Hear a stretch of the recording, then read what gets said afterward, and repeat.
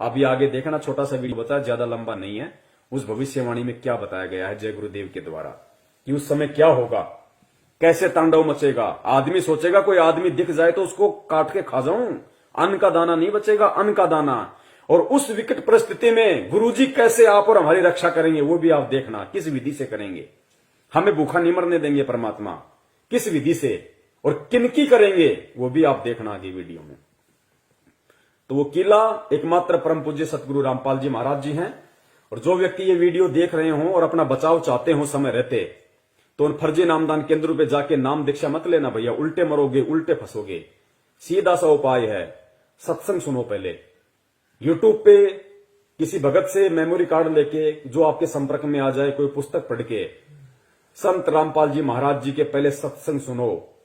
अगर उनके आने तक आप सत्संग भी सुनते रहोगे और सत्संगों के माध्यम से वो जो नियम बताते हैं, जो बुराइयां छोड़ने के लिए कहते हैं, उनको आप छोड़ दोगे, आपका बाल विवाह का नहीं होगा, बाल विवाह का। और अगर उनको परमात्मा मान के, सत्संग सुन के, ज्ञान को आधार बना के कि धरती पे अगर कोई संत है तो केवल यही है, भगवान अगर कोई धरती पे है तो संत रामपाल जी महाराज है, अगर इतना विश्वास आपको हो जाए, उसके बाद में किसी भी सत्सेवक भाई बहन से संपर्क कर लेना। उसके बाद में अपने घर में परमात्मा की 3 समय की आरती करो, घर में देसी घी का खड़ी बत्ती वाला दीपक जलाओ, परमेश्वर को दंडवत करो, सत्संग सुनो, परमात्मा का शब्द सुनो। बाल बाका नहीं होने देगा परमात्मा, बाल बाका नहीं होने देगा, और कोई तरीका नहीं है।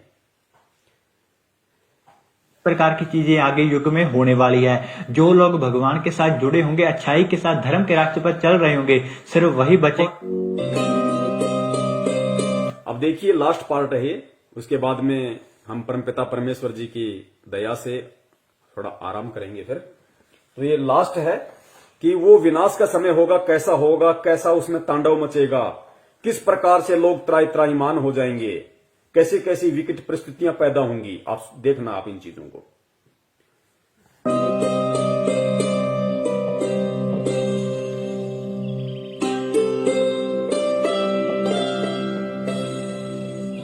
मैं सिर्फ बताता जाऊंगा, आपने सुनते जाना है। जिसे समझना होगा वो समझेगा, जिसे हंसना होगा वो हंसेगा। लेकिन दोनों ही स्थितियों में ईश्वर का कार्य होता रहेगा, क्योंकि वो समय आ गया है कि जब स्वयं परमात्मा अपनी रूहों को वापस ले जाएगा अपने जहान में। हिंदू, मुस्लिम, सिख, ईसाई हर धर्म को मानने वाले यह जानते हैं कि उनके इष्ट ने फिर से इस मृत्यु लोक में आने की भविष्यवाणी कर रखी है। कलयुग में कलयुग जाएगा, कलयुग में सतयुग आएगा।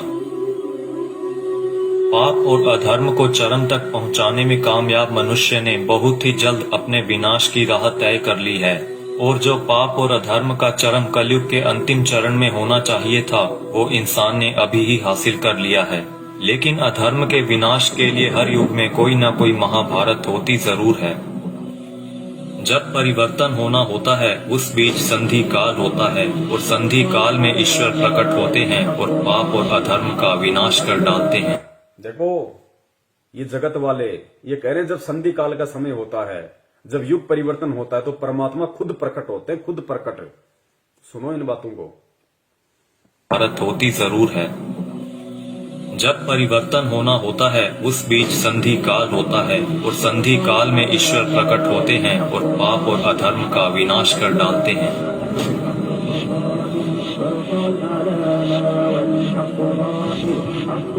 यह वीडियो वो लोग जरूर देखें जिनका परमात्मा में पूर्ण विश्वास है। इस वीडियो में दी गई जानकारी को ध्यान लगाकर समझिए।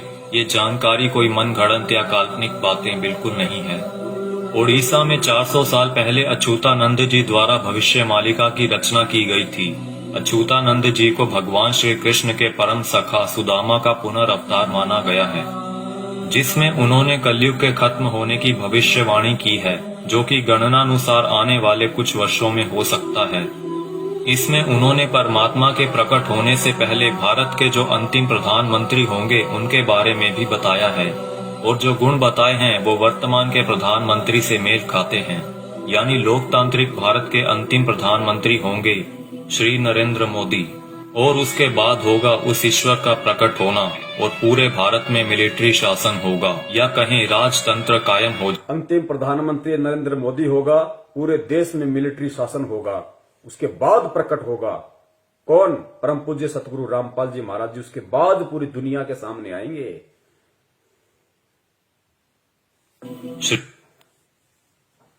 इसमें उन्होंने परमात्मा के प्रकट होने से पहले भारत के जो अंतिम प्रधानमंत्री होंगे उनके बारे में भी बताया है, और जो गुण बताए हैं वो वर्तमान के प्रधानमंत्री से मेल खाते हैं। यानी लोकतांत्रिक भारत के अंतिम प्रधानमंत्री होंगे श्री नरेंद्र मोदी, और उसके बाद होगा उस ईश्वर का प्रकट होना, और पूरे भारत में मिलिट्री शासन होगा, या कहें राजतंत्र कायम हो जाएगा, और पूरे विश्व में सनातन धर्म की पुनर्स्थापना होगी। हम बहुत ही भाग्यशाली हैं जो इस समय में जी रहे हैं जब इतिहास लिखा जाएगा और हमें उस दिव्य पुरुष परमात्मा को साक्षात देखने का मौका भी मिल सकता है। पद्म पुराण के छठे खंड में 71वें सेट पर श्लोक नंबर 279 से 282 में बताया गया है कि वो दुष्टों का विनाश करेंगे, पृथ्वी की हुई दुर्गति को ठीक करेंगे, अपनी सेना द्वारा ईश्वरीय नियमों को स्थापित करेंगे। वो पूरी दुनिया के एकमात्र शासक होंगे जिन पर किसी का नियंत्रण नहीं होगा, यानी कि वो सबसे ऊपर होंगे। वो पूरी दुनिया पर धर्म की विजय पताका फहराएंगे और पूरे विश्व के लिए पूजनीय होंगे। जब वो सामने आएंगे तो देश में इमरजेंसी लागू होगी। पूरी दुनिया के टीवी चैनल्स के जरिए सभी लोग उन्हें जान जाएंगे। उनकी सेना होगी, एडमिनिस्ट्रेशन होगी और उनके समाज सेवी मनुष्य भी होंगे। फ्रांसीसी भविष्यवक्ता माइकल द नास्ट्राडामस की भविष्यवाणियों पर पूरी दुनिया के लोग यकीन रखते हैं, क्योंकि वो हमेशा सच साबित होती रही हैं। जिसमें उन्होंने 2020 को एक बहुत ही हिंसक साल बताया है, जहां दुनिया के बड़े बड़े देशों में गृह युद्ध के हालात होंगे। 2020 में ही सदी का सबसे बड़ा आर्थिक संकट भी आएगा। इसी समय में लोग काफी जागरूक हो चुके होंगे और लोगों में एक तरह का आध्यात्मिक झुकाव देखने को मिलेगा। नास्ट्राडामस की ये सभी भविष्यवाणियां सेंचुरी नामक पुस्तक में दर्ज हैं। उनकी भविष्यवाणियों में कुछ भविष्यवाणियां ये भी हैं। जल्द ही दुनिया का तारनहार जन्म लेगा। वो एक ऐसे देश में जन्म लेगा जिसका नाम किसी समुद्र के नाम से जुड़ा होगा। आप जानते ही हैं कि पूरे विश्व में प्राचीन समय से ही भारत ही एक ऐसा देश है जिसका नाम एक समुद्र के नाम से जुड़ा है, हिंद महासागर। आगे नास्ट्राडामस लिखते हैं, मैं उसे जब जब देखता हूँ मेरा सर सजदे में झुक जाता है। वो दुनिया को ऐसा ज्ञान बताएगा जो आज तक किसी ने नहीं दिया होगा। स्वयं को ज्ञानी विद्वान कहलाने वाले सभी उसके समक्ष नतमस्तक होंगे। वो सभी आत्माओं को वापस अपने देश ले जाएगा। माना जाता है कि ईश्वर के अवतार का प्रकट होना वैश्विक त्रासदी के समय में होगा। आज चारों ओर डर और हिंसा का माहौल है। तरह तरह की आपदाएं नित्य प्रतिदिन आती रहती हैं और आने वाला समय भी पता नहीं क्या लेकर आ रहा है। क्या यह वैश्विक त्रासदी का समय नहीं है? मनुष्य बहुत ही छोटा हो जाएगा और उसके सभी अस्त्र शस्त्र निष्फल हो जाएंगे। आज मनुष्य में नैतिक चारित्रिक गुणों का पतन होता जा रहा है और वर्तमान समय में चल रही महामारी के लिए मनुष्य के सभी प्रयास भी निष्फल हो चुके हैं। कई सौ वर्ष पहले हुए संत सूरदास और संत रविदास जी ने भी उस अवतार के लिए भविष्यवाणियां कर रखी हैं, जिनके ऊपर हमने अलग से वीडियो बना रखी है। हो सकता है कि इस संधि काल के बाद ईश्वर द्वारा चुने गए कुछ मनुष्य ही अगले युग में कदम रखें। इसीलिए इस समय में हम सभी को पूर्ण रूप से, पूर्ण प्रयत्न से अपना आध्यात्मिक विकास करने की जरूरत है। लेकिन अभी आपने मथुरा के संत तुलसीदास जी की भविष्यवाणियों के बारे में तो सुना ही नहीं, जिन्होंने सन 1971 से लेकर आगे के कई सालों तक अपनी शाकाहारी पत्रिका के माध्यम से आने वाले समय के लिए बहुत सारी भविष्यवाणियां कर लोगों को जागरूक किया है। सतयुग एक दिन में नहीं आता। ऐसा नहीं होगा कि आप सुबह उठेंगे और चारों तरफ देखेंगे कि सतयुग आ चुका है।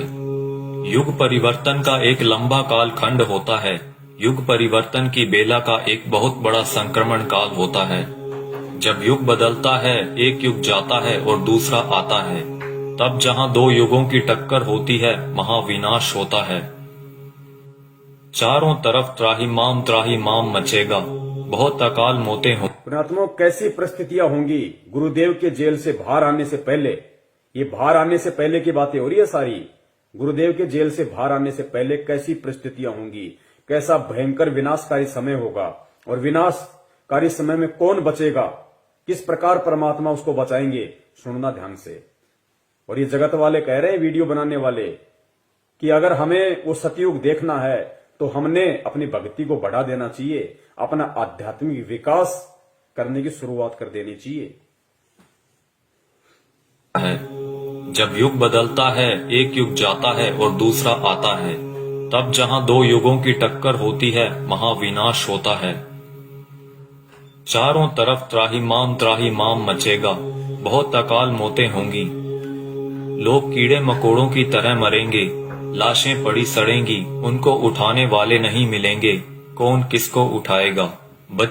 अब देखना, जो भगत भाई बहन 50 गज के प्लाट के लिए मारामारी करते हैं ना बिना ज्ञान के, बना लो, उधार ले लो, ये ले लो, वो कर लो, गुरुजी ने मुझे क्या मुझे लाभ दे दिया, मेरा कोई प्लाट नहीं बन पाया, मेरी कोई नौकरी नहीं लग रही, ये हो गया, फलाना हो गया, बिना ज्ञान के जो त्रुटियां निकालते रहते हैं। सुनो, आने वाले समय में क्या होगा, ये दुनिया के प्लाट खाली पड़े रहेंगे, जाके बस जाना किसी में भी। काल होता है जब युग बदलता है, एक युग जाता है और दूसरा आता है, तब जहां दो युगों की टक्कर होती है, महाविनाश होता है। चारों तरफ त्राहिमाम मचेगा, बहुत अकाल मौतें होंगी, लोग कीड़े मकोड़ों की तरह मरेंगे, लाशें पड़ी सड़ेंगी, उनको उठाने वाले नहीं मिलेंगे, कौन किसको उठाएगा। बच्चा, आज आप मुट्ठी भर पैसे लेकर जाते हो और बोरा भरकर अनाज लाते हो। आप बोरा भरकर नोट ले जाओगे, लेकिन मुट्ठी भर अनाज नहीं मिलेगा, अन्न का दाना नहीं मिलेगा। नाली में पड़े रोटी के टुकड़े को देखकर सोचोगे कि उठाकर खा लिया जाए। अन्न का दाना नहीं मिलेगा, नाली में पड़े हुए रोटी के टुकड़े को देखकर सोचोगे कि खा लिया जाए, वरना मरेंगे। उस समय में परमात्मा क्या करेगा अपने भगत के साथ, जो वर्तमान में उनको परमात्मा मान के मर्यादा में रह के भक्ति कर रहा होगा। आगे देखना, कौन किसको उठाएगा। बच्चा, आज आप मुट्ठी भर पैसे लेकर जाते हो और बोरा भरकर अनाज लाते हो। आप बोरा भरकर नोट ले जाओगे, लेकिन मुट्ठी भर अनाज नहीं मिलेगा, अन्न का दाना नहीं मिलेगा। नाली में पड़े रोटी के टुकड़े को देखकर सोचोगे कि उठाकर खा लिया जाए। ऐसा भयावह वक्त आएगा कि एक इंसान दूसरे इंसान को देखकर सोचेगा कि कब मौका मिले तो उसको काट कर खा जाऊं। भाई भाई आपस में जान के दुश्मन बन जाएंगे, परिवार में झगड़ा झंझट, जाति जाति में झगड़े, समाजों में भीषण टकराव होंगे। मुल्क जाति में झगड़े, समाज में भीषण टकराव। दास ने बहुत समय पहले परमात्मा की दी हुई बुद्धि से एक पंपलेट बनाया था कि ये जो हिंदुस्तान में जो ये जगह जगह जो ये संगठन पैदा हो रहे हैं, हिंदू सेना, हिंदू युवा वाहिनी, राजपूत करणी सेना, भीम सेना, शिव सेना, बजरंग दल, ये बारूद के बम हैं, ये फटेंगे आने वाले समय में। आपस में ये जो कह रहे हैं ना कि जाति जाति की दुश्मन हो जाएगी, समाज एक दूसरे के दुश्मन हो जाएंगे, ये बारूद के बम हैं जो तैयार हो रहे हैं। सरेआम तलवारें और बंदूकें लहराते हैं कि हमारा भगवा, हमारा ये, हमारा वो। ये देखना, ये त्राई मान मचेगा, गृह युद्ध। का मिले तो उसको काट कर खा जाऊं।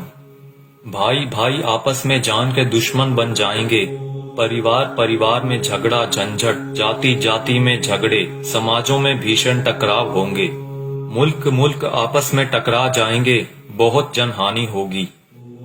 इतने लोग मारे जाएंगे कि 15-15 कोस पर दिए जलते दिखाई देंगे। दूर दूर तक मकान खाली पड़े रहेंगे, उनमें रहने वाला कोई नहीं मिलेगा।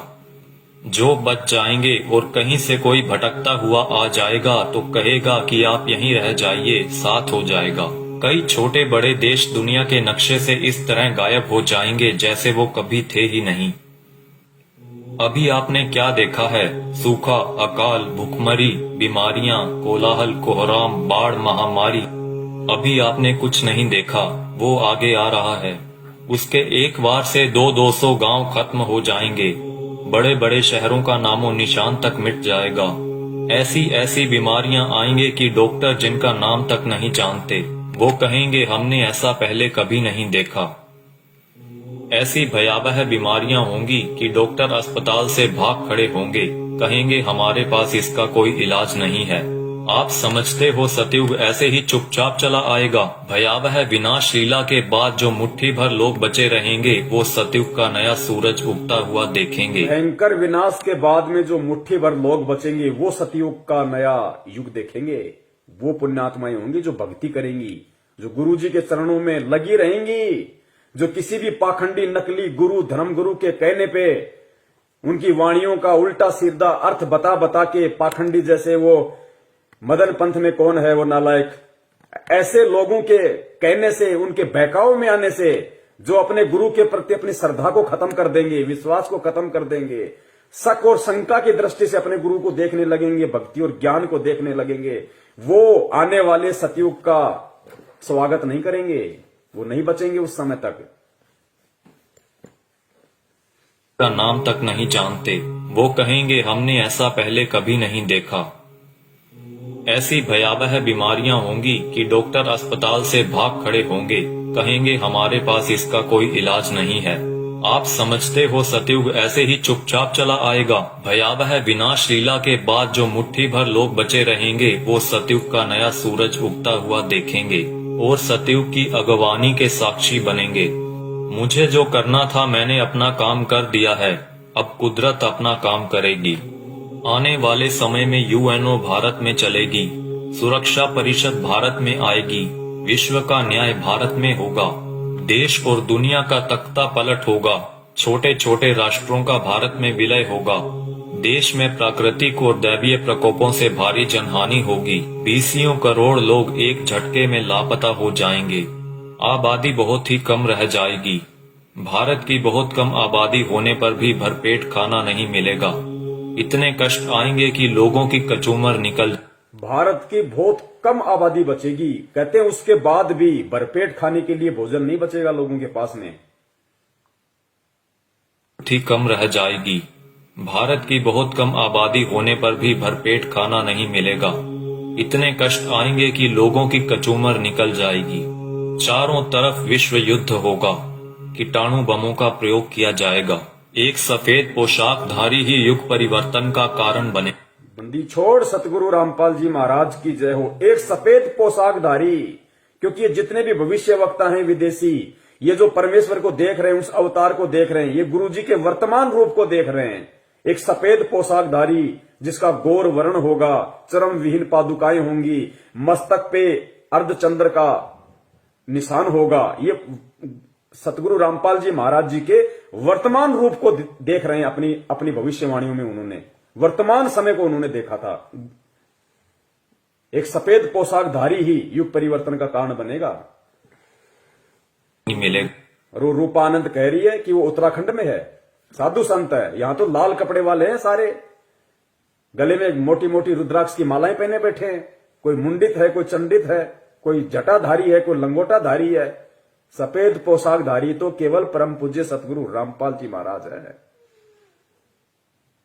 आबादी बहुत ही कम रह जाएगी। भारत की बहुत कम आबादी होने पर भी भरपेट खाना नहीं मिलेगा, इतने कष्ट आएंगे कि लोगों की कचूमर निकल जाएगी।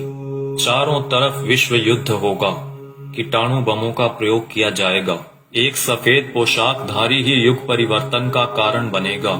आप शीघ्र अतिशीघ्र उस आध्यात्मिक शक्ति के साथ जुड़ जाएं तो आपका बचाव होगा।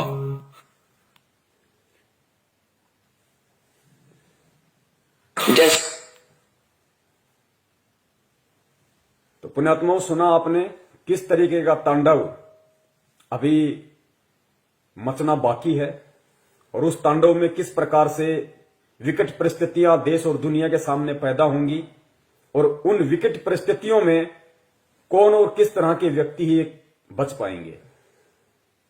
ये भविष्य वक्ता हैं, ये जय गुरुदेव जी हैं। अगर इनकी भविष्यवाणियां सच ना हो तो गुरुदेव कभी भी इनकी भविष्यवाणी का जिक्र नहीं करते।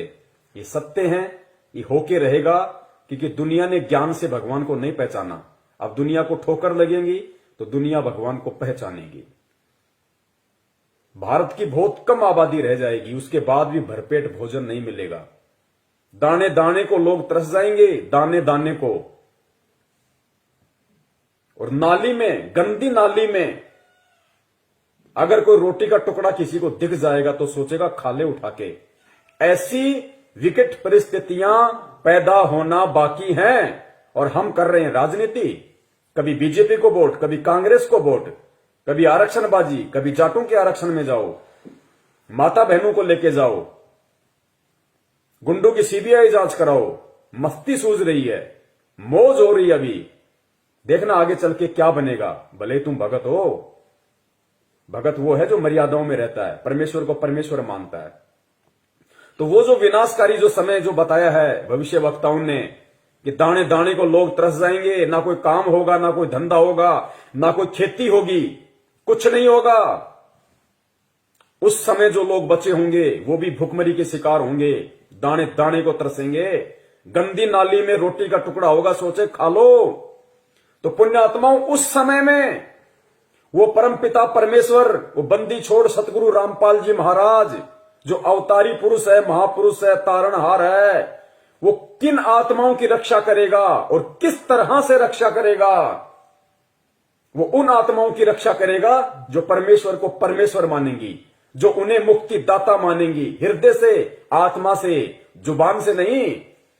और घर में अन्न का दाना ना होने पर भी वो परमात्मा किस तरीके से अपने बच्चों की रक्षा करेगा। पुण्यात्माओं, सबसे बड़ा भविष्य वक्ता परमात्मा होता है जो आज धरती पे संत रामपाल जी के रूप में है। लेकिन परमात्मा स्पष्ट रूप से जिक्र नहीं करते, परमात्मा संकेत कर देते हैं। तो आने वाले जो समय है भयंकर, आप और हमारे रहते सहते जो समय आएगा, उस समय के लिए परमात्मा ने कई बार सत्संगों में संकेत किया है और इशारा कर दिया परमात्मा ने कि पुण्यात्माओं, किस प्रकार भगवान तुम्हारे साथ में रहेगा, चिंता मत करना, घबराना मत, मैं सदा तुम्हारे पास में रहूंगा। किस प्रकार दया करेगा परमात्मा, इस वीडियो को सुनिए पुण्यात्माओं और परमेश्वर के चरणों में नतमस्तक हो जाओ। कभी सपने में भी मत सोचना किसी और नालायक की तरफ, किसी साधु संत महंत पाखंडी की तरफ, किसी अन्य संत पंथ की तरफ जाने की सौपन में भी मत सोचना, वरना पतिव्रता धर्म से डिग जाओगे। फिर रक्षा करने वाला इस भगवान के अलावा दुनिया में कोई नहीं है। उस विनाश के समय में, उस संघर्ष के समय में परमात्मा उसी आत्मा के साथ रहेगा जो वर्तमान के संघर्ष में परमात्मा के चरणों में पड़ा रहेगा।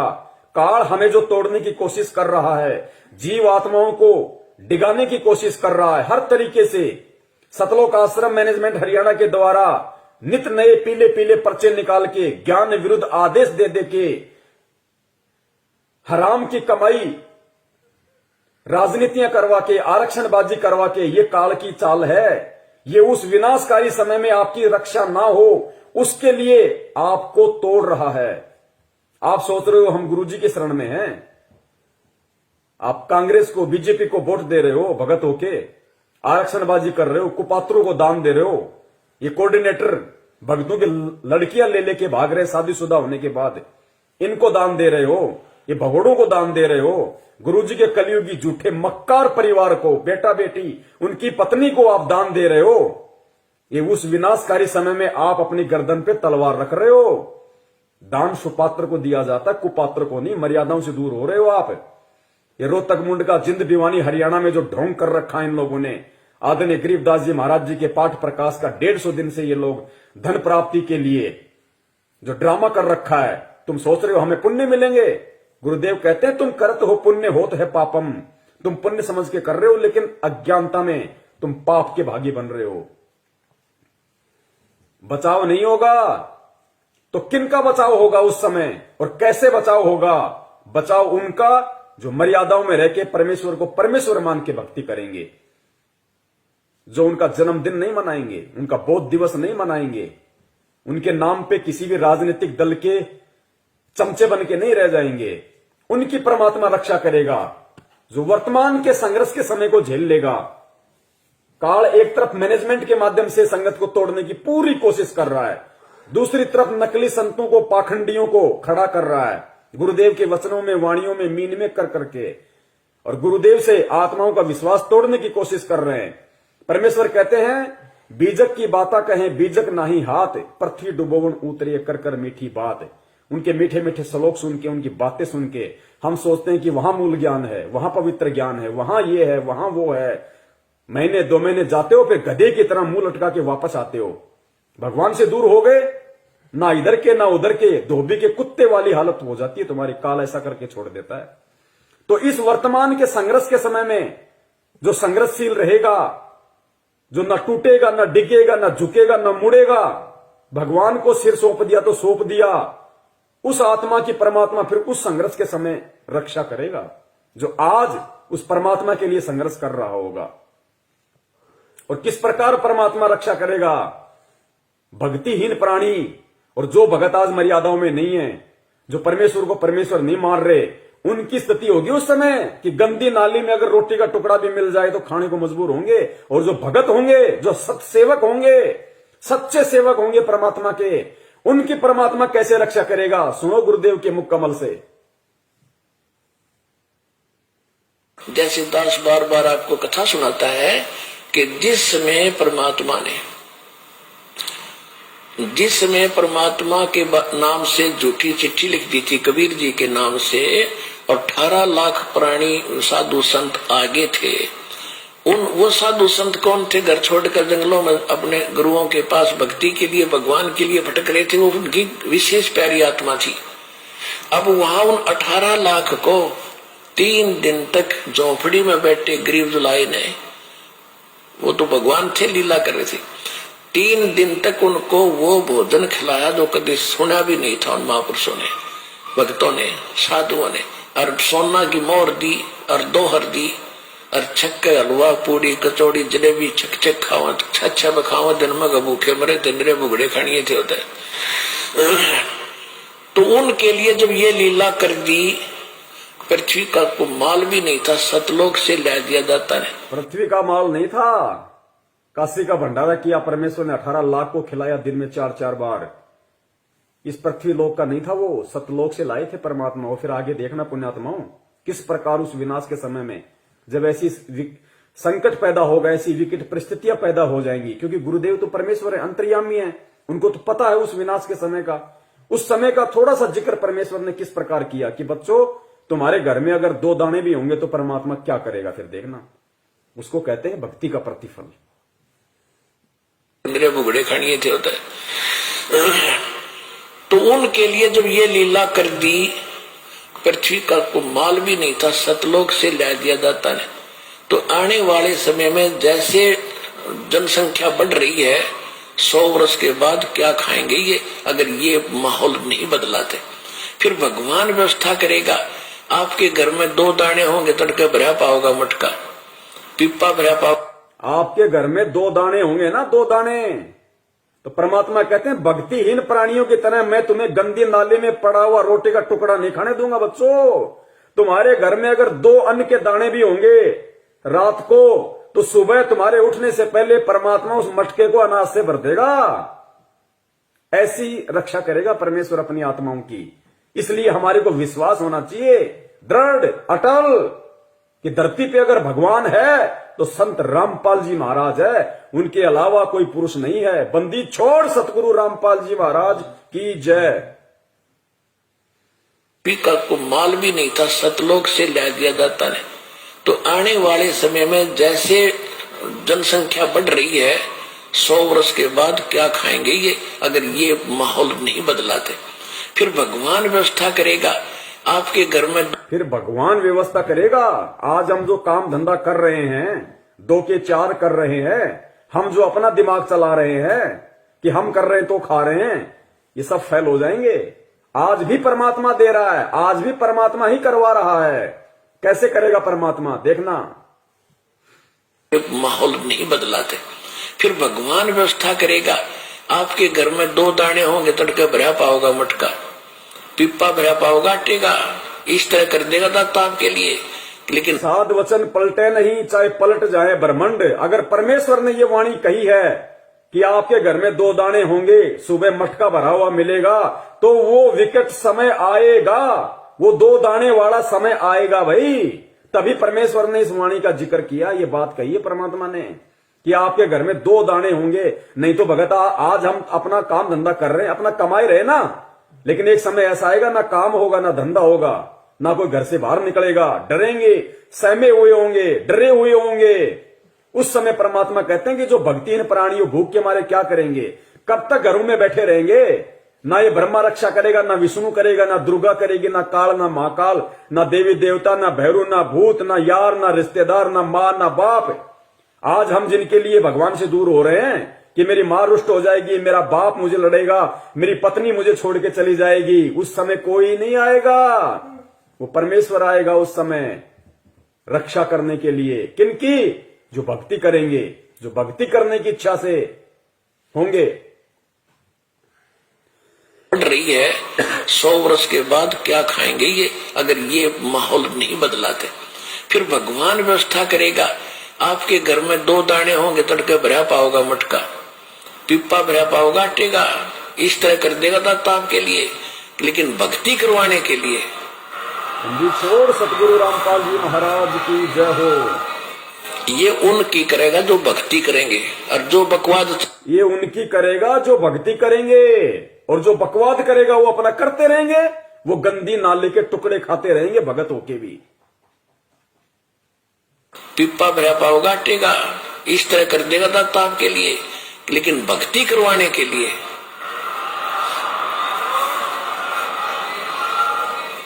ये उनकी करेगा जो भक्ति करेंगे, और जो बकवाद चाहोगे वो अपना करते रहियो। ठीक है, जैसा भक्ति भजन करेंगे उनका लाभ मिल जाएगा, लेकिन वो उसमें से खड़ी रह जाएंगे। राजनीति करने वाले करते रहियो, आरक्षणबाजी करने वाले करते रहियो, परमात्मा रक्षा उनकी करेगा जो भक्ति करेंगे, जिनका मकसद मोक्ष प्राप्ति का होगा, कांग्रेस को जिताने का, बीजेपी को जिताने का नहीं। तो कितने लोग आज मर्यादाओं में हैं, और कितने लोग भगत होकर भी अपने आप को भगवान का भगत समझते हुए भी मर्यादाओं से दूर हैं। ये अपना आकलन स्वयं कर ले। दास की यही विनती है, यही प्रार्थना है। सत संदेश हम देते रहेंगे जब तक परमेश्वर हमें सद्बुद्धि देते रहेंगे। और निवेदन करूंगा सभी भाई बहनों से, वीडियो को ज्यादा से ज्यादा, ये ऐसा वीडियो है, ये बहुत लंबा चलना चाहिए वीडियो, हर आत्मा तक संदेशा पहुंचना चाहिए। अब ये दास इसको फेसबुक पे जाके और दोनों पार्ट को एक कर देगा ऊपर नीचे। उसके बाद में पुण्यात्माओं जितना हो सके वीडियो को शेयर करें, ताकि जिस प्रकार परमेश्वर ने आप और हमारे ऊपर दया करी है, उसी प्रकार परमात्मा हमारे अन्य भगत भाई बहनों पे भी दया करें, उनको भी परमेश्वर सद्बुद्धि दे, उनको भी समझ में आए, वो भी परमेश्वर को परमेश्वर माने।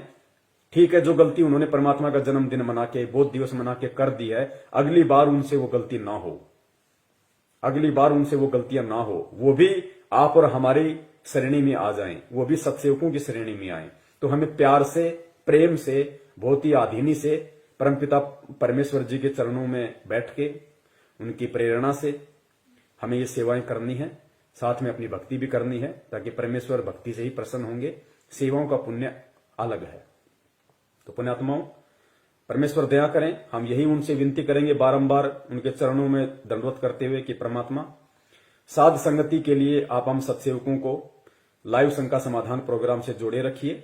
आप इसी प्रकार हमारे सभी भाई बहनों का, हम एक दूसरे का इसी प्रकार भक्ति में विश्वास बनाए रखिए। हमारे अंदर वो दृढ़ता, वो विश्वास आप जी पैदा कीजिए, ताकि परमात्मा सपने में भी हम अपने पतिव्रता धर्म से दूर ना हो सकें।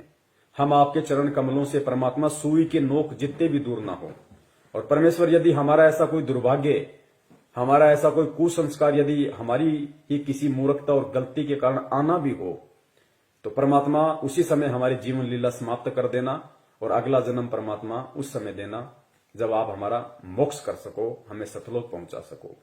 बंदी छोड़ सतगुरु रामपाल जी महाराज की जय हो। सत साहेब।